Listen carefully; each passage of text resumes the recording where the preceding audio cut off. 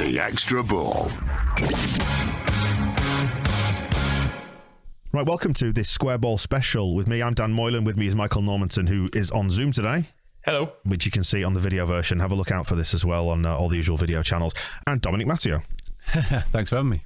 Yes, we spoke recently on the Phil Hay show about your recent experiences, and we mentioned on there is the charity event that's coming up at Ellen Road in the Pavilion. Yeah. Big Dukes, Mark Viduka is coming over Friday the 11th of March to do a bit of an on-stage Q&A. You're going to be there doing it, raising money for the Brain Tumour Charity and the Head of the Game, which is my own foundation. Right, okay. So yeah, really looking forward to it, and big thanks to Mark for wanting to get involved. What stories have you got for us there? Could you give us a little insight into maybe what you're going to be talking about with Dukes? Well, obviously we know the 4 goals will get a mention for definite.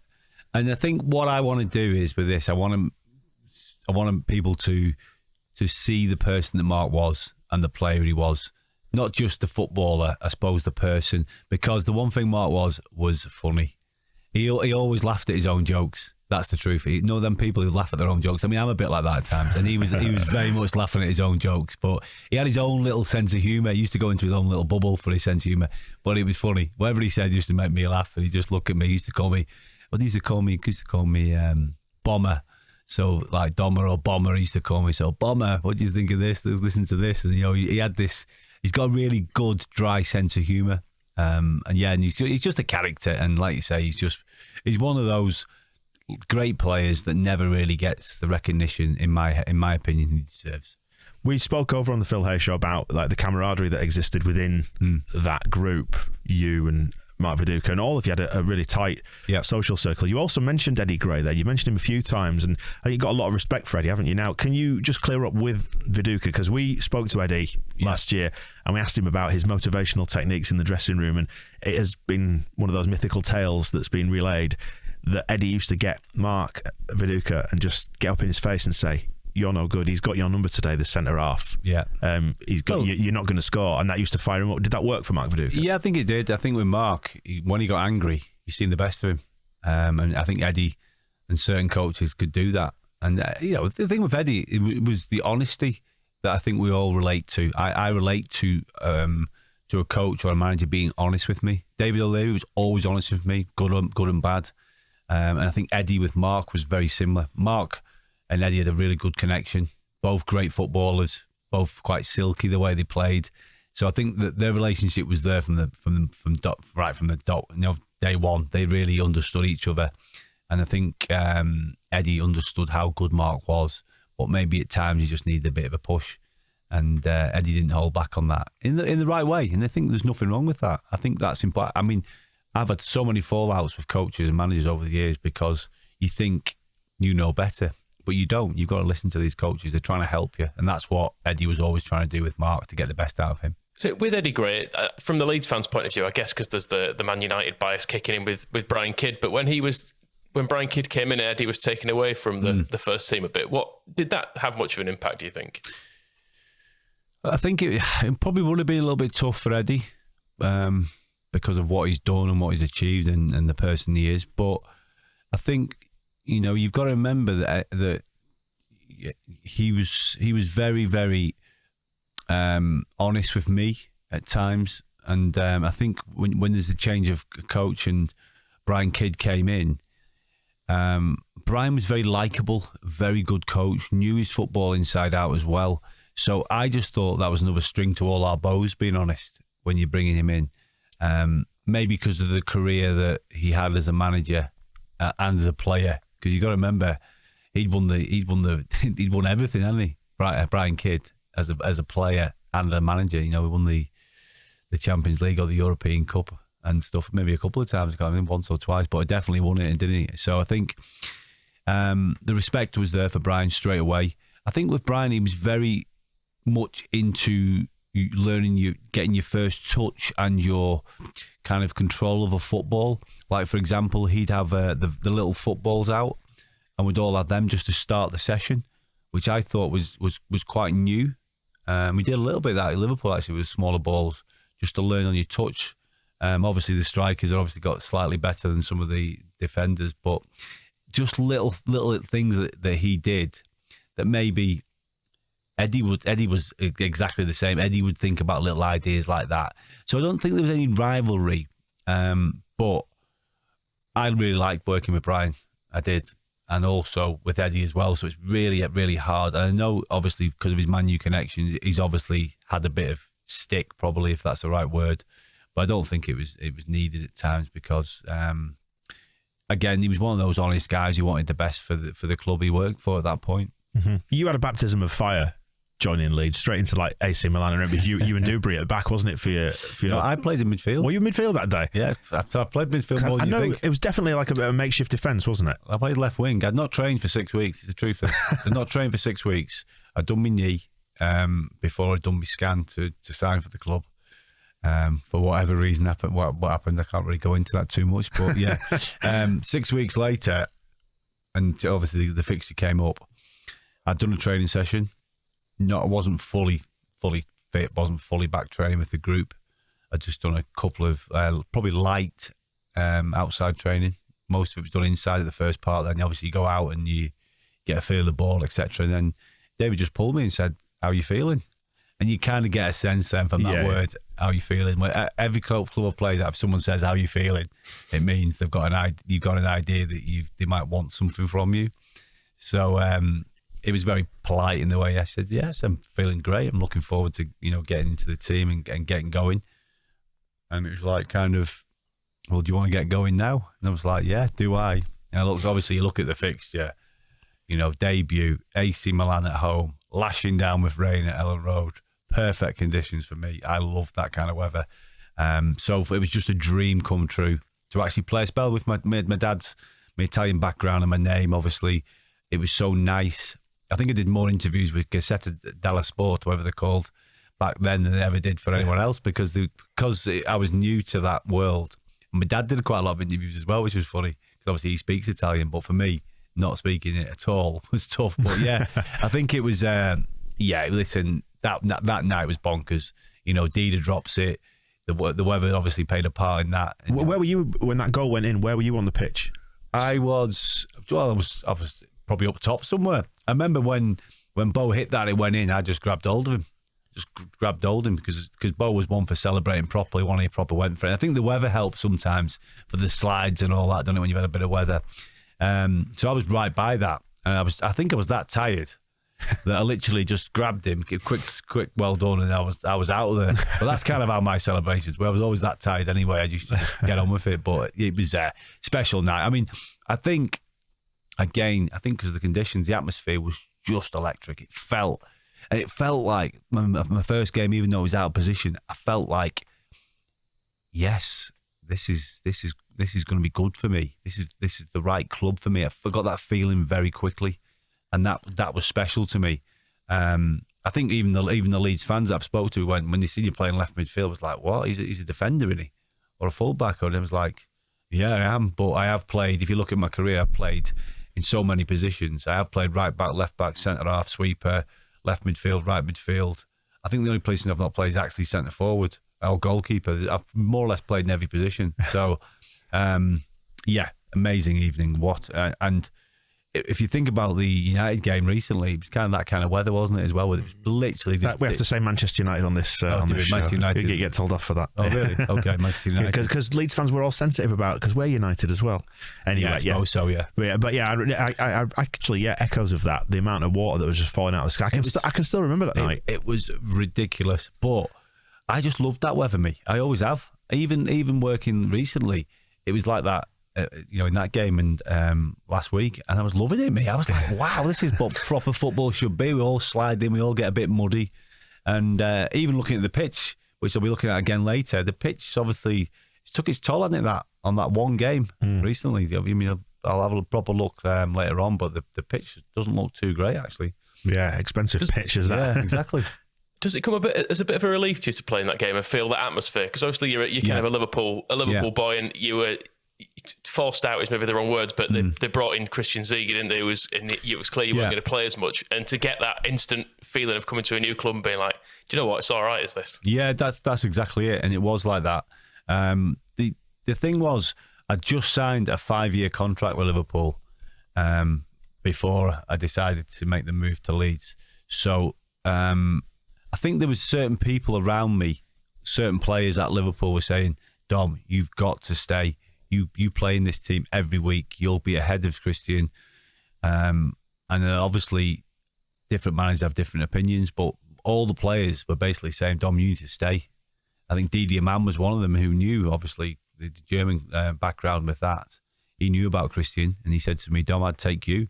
So I had that, but I also thought, well, you know what?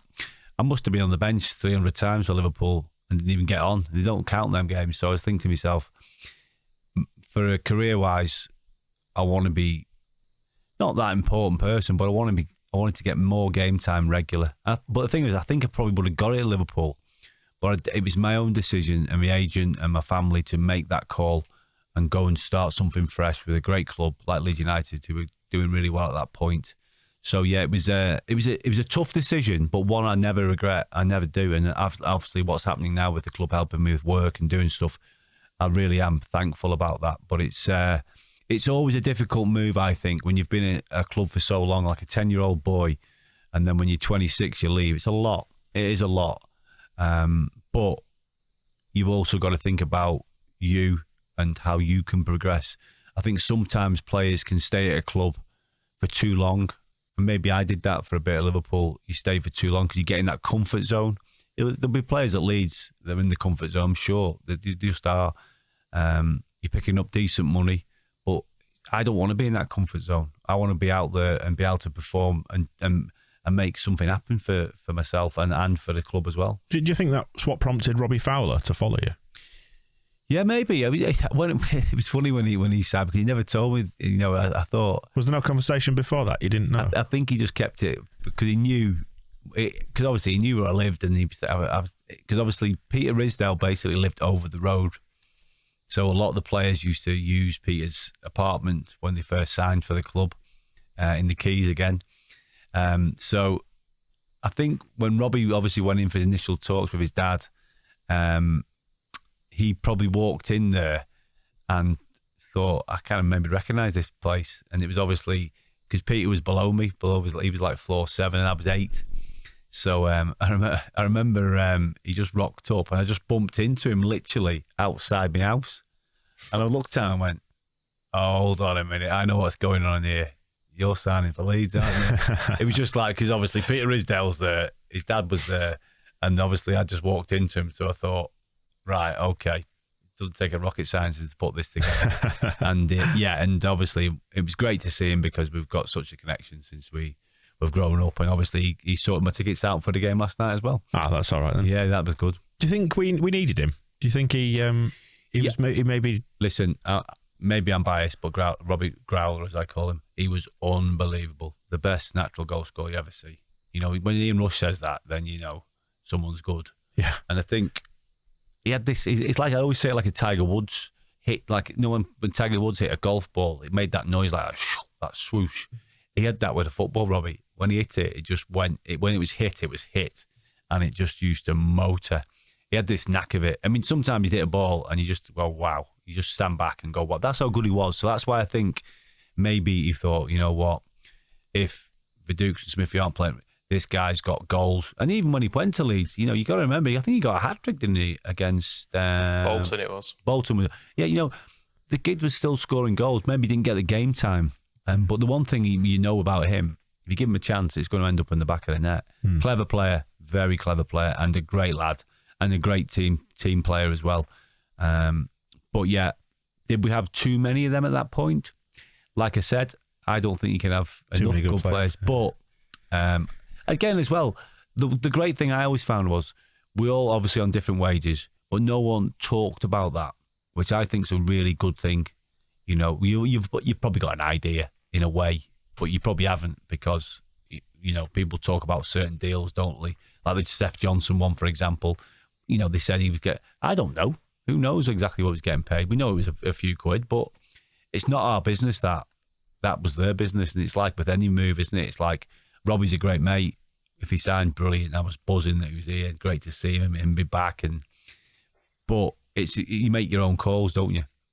With your agent or your family to make that call to go somewhere else. And I think for Robbie, it was for me just just an unbelievable player. And maybe people think I'm biased, but if you look at the goals he scored as well, he's right up there. What about Ridsdale's role in all this then? How do you perceive Ridsdale? Because it sounds like he was quite close to the players, or certainly wanted to be. Was that a mistake, do you think, getting too close to it all? I think, I wouldn't say it was a mistake, because we all reaped the rewards at times, but we also knew that maybe at times he probably could have said no. You know what I mean? That's that magic word sometimes, not people like to say it, is no. Maybe we didn't need certain players. Maybe we signed some players we didn't need, or were good enough for the club. But when you think about Peter, he was trying to do the best thing. He was living the dream, I suppose. But I don't think there was just him involved in making them decisions. There can't have been just one person. There must have been a whole lot of them deciding about what was going on, because it had to be. If it was just him doing it, then I wouldn't understand that. But I think there was like Alan Layton as well, wasn't there? There was, well, yeah. There was a couple others as well. Yeah. I think it was the guy from Adam who's rugby Pearson. now. Adam Pearson as well. I think whether he made decisions, there was a few in that group, wasn't there? Because we used to see him on the travels when we were in Europe and stuff. So you'd see certain people. So I suppose he was in the. I suppose 3 or 4 people probably had Peter's ear on certain moves, and I think he did just want us to win so much, but maybe we just over-egged it too quick, and that's kind of how I see it. And I don't want to see anyone get abuse, or Peter or anyone or his family to get that kind of because he probably did get some, and it's tough that I've been on the other end of messages from people, and it's not nice. And in general, he's a good guy. He's a good person. I don't know if he's still at Preston, but he was working with Preston for a while, and I bumped into him, and it was fine. The conversation was flowing, and there is at times with Peter you could speak to him, and sometimes that's good to have that conversation. But was he overly nice? I don't know. Yeah, I think he was a nice person. Do you think he was eager to please you? Maybe, yeah. But he did want the best for us. So I think there's 2 sides to it. I always feel like, yes, did he make some mistakes? I'm sure he'd admit that himself. We've all made mistakes, though. He chased it, didn't he? I suppose that's the way he chased it a little bit. And did we chase it too soon? We went for it too much, and you've got that kind of money available, and the wages were getting ramped up all the time. When you're signing people like Rio Ferdinand, for example, and you've got a Mark Viduka there, and the kind of players they were match winners, they were top level players. So the wages were obviously increasing. Did that upset the rest of the camp? I don't think it did. I think people were fairly happy with what they're getting paid. There's always going to be some kind of disagreements, but it's always a difficult job, isn't it? It's one I would never like to have done. Be involved in all that with my numbers. I'm rubbish. But yeah, maybe he did get them a little bit wrong at times. But again, he's the one to talk to about that. We've all got our own opinions about what happened. I think from a fan perspective, it's probably that it's because he courted the publicity as well as what was perceived to be financial mismanagement, and he kind of wanted the limelight, but then in the background, things had got out of control, basically. Yeah, well, the one thing I know from working at certain clubs where I don't like at Liverpool, for example. I know I'm not going back to Liverpool all the time, but it's just being honest. The chairman then, Peter Moores, from the Moores family, you'd never really see him unless he was at the ground. You wouldn't, he wouldn't be doing the deals all over the place. He paid for everything. You know what I mean? He was the owner. So I think with Peter as well, that chance to go and get all them players, he couldn't resist it. He couldn't resist. I think sometimes the people who make them decisions and do it the right way sometimes seem to come out on top. And I think we did chase it, and Peter was. Listen, look at the players we signed. So it's there, isn't it? It's there in front of you if you wanted to read through them, the players that we did sign. But within that as well, we did make some bad ones as well. We did. That's the way football is. Do you know when it started to go wrong? You kind of obviously you had the whole Champions League peak, but you were still around for sadly for the relegation. Yeah. Did you have a sense that it was going wrong? What was it like behind the scenes at that time when that side started to get broken up? And then we've got the likes of, say, Rocky Jr. come in. Yeah, I mean, some of the players that come in, obviously World Cup winner and Rocky Jr., nice guy, lovely fella, but it wasn't what we needed. He didn't really understand the Premier League, how physical it was. I mean, for example, you look back, and obviously my memory's not the best, but I remember when he played against Duncan Ferguson, Rocky Jr. at Goodison. I don't know if you remember that game. He got absolutely dragged all over the place. It was like men against boys. So I think the signings that we brought in at that point didn't help because they were all on big money, them lads, big money. But they weren't top level players, in my opinion. Not all of them. But I think Peter Reid, again, when Peter came in, because that was that point, wasn't it, when Peter came in, Peter was like, right, we need some solid players to come in and do a job. But if you look through them players, I don't think who was solid that he brought in. I'm trying to think. Was it Salomon Alembe who had the game of his life, or was it Lamine Sacco? It was debut, Sacco. Debut of his life against Newcastle, and then suddenly just went... That was it. So I think the recruitment on them signings for me wasn't brilliant.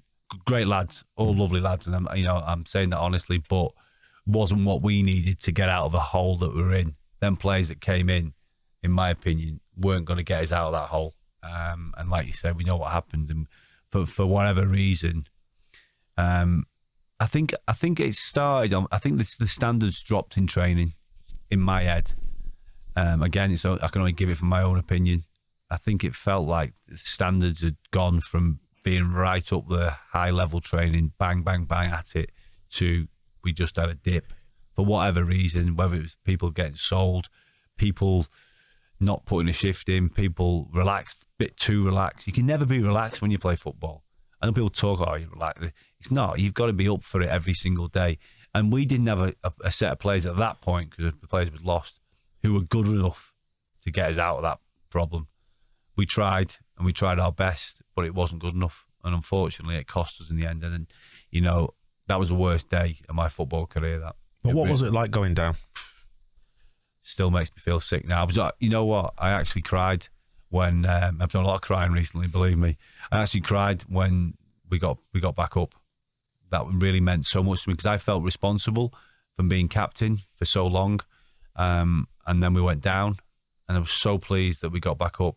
I felt relieved. I really did, and it took me all them years. We're talking 16, 17 years. I did carry that around with me, and people won't know that. That's how much I cared for that club at that point. I was really, really sad. I didn't want to leave the club. I was desperate to stay, but they wouldn't let me stay. They wouldn't let me stay. I don't know why or what, because I think I could have stayed and made a difference and maybe helped us try and get back up.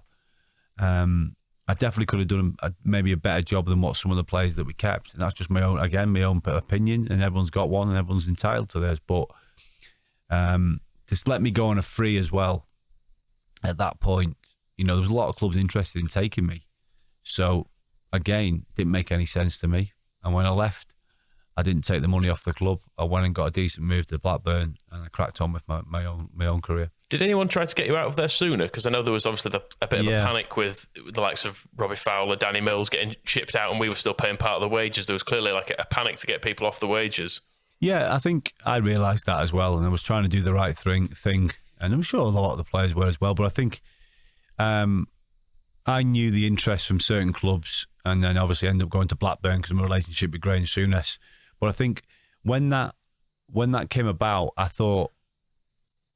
think it was a kind of, I gave up some of me bonuses or some of me wages or whatever just to make the deal happen, because Leeds didn't want me. So it was like, when someone tells you they don't want you, right, okay, if you don't want me, I asked why.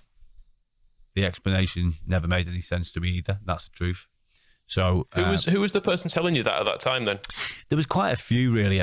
I'm still confused about actually what happened, because it felt like I was going into Kevin Blackwell's office, then I was going into Eddie's office, and then I was going into whoever else was working at the club at Four Parks at that point. I can't think of the other people, but it was just felt like this is going downhill so rapidly, and I was more or less I wouldn't say I got pushed, but because I was probably on decent wages, but I was on a lot less than most of the players. Believe me, I didn't play football for that. I never have. I earned good money, but the truth is I didn't play football for that. And I'm sure everyone else was the same. But I think it got to the point where I just wanted to do the right thing and leave on good terms with the club and not have any history and any bad feeling about the club. And that's how I left it. And I always felt sad, but I also thought I felt relieved that I'd done the right thing when I did leave at the right time, and that's the God's honest truth. And you know, a lot of players wouldn't admit that, but I think we all tried to do the right thing. Some did, some didn't, and we know the stories that are all out there on social media. You don't have to look too hard to find that. Post football, dabbled with bar ownership in Leeds, Rock Bar. Yeah. What led you to that? I don't know. Got conned into it probably. Yeah. Come over and do this. This is a good idea. You've got some money. Yeah, exactly. That's kind of it. I loved that place. We had a good time there. You know, I feel sad when it ended, and you know, a lot of great people who worked with me in the Rock Bar. You know, and it was all that fallout when something like that ends, and people had put a lot of hard yards into that work. You know, my mate Ricky from the Rock Bar at that point, he's gone on to do other things.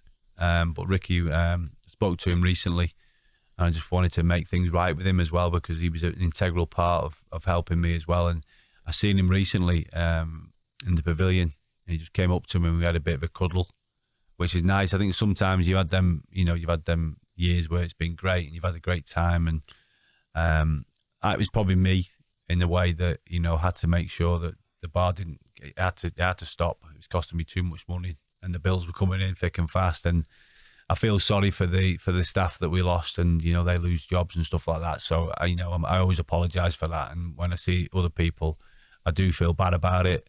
But it was out of my hands. I wasn't the one pulling them strings, to be honest. I was just putting the money in, which is difficult. And I wouldn't advise. I mean, how many footballers have bought bars and it's gone wrong? Let's be honest. There's a line of them. Well, the pub landlord used to be the way out, didn't it? Yeah. After you'd finished. Well, that's it. Listen, we've all done it. Do I regret it? No. It was great fun, great times. We had some brilliant nights in the Rock Bar. You know, the Norwegian fans were in there constantly. We had loads of people in. So I don't regret it, but I wouldn't advise it to anyone else. and certainly not anymore as well. A bit more grown up now. It's one of those things you can kind of do. Like, I mean, I was nightclub bar DJ for 20 years, and now north of 40, not a chance I could ever go back to doing that. It's like one of those things you do, isn't it, when you're in your 30s or whatever? It is, you're right. And listen, we all loved it. But like you say, there's only so long you can go on doing that. I wanted to get back into football. I should never have stopped. I probably shouldn't have chased that dream of the bars and nightclubs and stuff. It was something I really enjoyed, but for me, it should have always been football. I should have went off and finished my badges, and then got a career in football. Now, lucky enough, I've got another opportunity with Leeds United to work with the club. You know, even though it's maybe three days a week, sometimes like that, and that's enough at the minute for me with my recovery and doing little bits of work, like you say, with you guys and other people around the world. Just keeps me busy and keeps me occupied and keeps the brain ticking over, because that's the next step for me, is now getting all them things back. I've got to relearn everything. So once these come back, hopefully my talking, my memory comes back with it, because I'm always thinking about that. I'm always thinking about how I can improve, even when I'm talking at Leeds United, when I'm just like literally around the fans. I always try and improve on what I say to people. I think it's important to give people facts and give them a little bit of an insight to what it is. I always think that's the one thing that people ask me the most. They want the insight about, you know, what it's all about and this. And people, I don't mind. I mean, I'm an open book. I'll tell anyone anything, especially, you know, the Leeds fans. I've told them all kinds of stuff on them buses travelling back, and you know, everyone's had a couple of beers and they're chatting on them buses coming home. It's, you know, and the thing is, you know what I love about it is the football conversations. They just crack me up sometimes. Because sometimes I'll just be like, what is he on about? And we've all done, you could be saying the same about me, but that's what we all do. What is he talking about? He doesn't know nothing. But then someone will go, yeah, you were bang on, or this and that and the other. But that's just why I've loved football for all my life, because just talking about it. And the one thing I do miss in football, and I always say this, is I do miss the characters in football. I know there's probably characters all over the place, but you just don't see them like you used to. There used to be so many characters, you know, Vinnie Jones, you know, all this kind of people. Them real characters that I miss. Paul Gascoigne, the way he... I was Neil Ruddock. Yeah, that's it. Yeah, you go. Razor, my great mate, you know what I mean? People like that. That's the characters. Whatever you think of these guys, they were what football was all about. They brought fun to football. And, you know, they've had stick for it, but I don't. I think they had great careers, and they were just funny guys, and everyone's got one. And Razor was probably the best character and one of the kindest people you'd ever meet, Razor Ruddock. and I've got a great relationship. And again, apparently when I was in hospital, I was ringing Razor and his wife at 4 a.m, which him and his wife weren't too happy about, because I literally didn't know what day it was or what time it was. But not Rio, he was like, Dom, stop. You know what? Ringing me. Stop ringing me. And he's like proper Cockney accent. And yeah, I was like, okay, sorry. And then next night, I'll be back on the phone. I've told you. Yeah, that's it. But I mean, as for your thoughts on football, yeah, I agree. There's nothing like it, and it's the reason why we sit down every day and we do this. Of course it is. It's just even, I'm sure you must miss playing it, but even still talking about it every day is great. That's, for me, that's my world at the minute. Obviously, I'm inspired by a lot of people. I'm inspired by my wife at the minute with her business ideas and what she wants to bring to the table. I think I'm very lucky to have a wife like Jess, the way she talks about me, and she talks about the family and the respect that we've grown for each other, and we've learned a lot over the last couple of years of what we've been through. I think there's a newfound respect for that kind of stuff, and I probably get emotional again now talking about it, because it does mean the world to me when somebody devotes that to you. It's everything. Forget everything else. Forget the money, it means nothing. But that, when your wife and your family have got your back, and your friends have got your back, gosh, it's everything to me, and I want to keep doing that, and I've got to stay alive as long as I can, and I will, and I'll keep fighting the fight, as they say, and I will beat this at some point. No guarantees, but I tell you what, I'll give it the best shot I can. Yeah, and you've got tens, if not hundreds of thousands of Leeds fans who are right behind you as well, who are always going to have you back. So thank you for your time. I know you need to get over to Ellen Roads to go do your duties over there, so we will let you go. But Dom, thank you so much. We must do it again. It's been brilliant. Anytime, pleasure. Great to see you guys. Thank you. Thanks again. Cheers. The Extra Ball.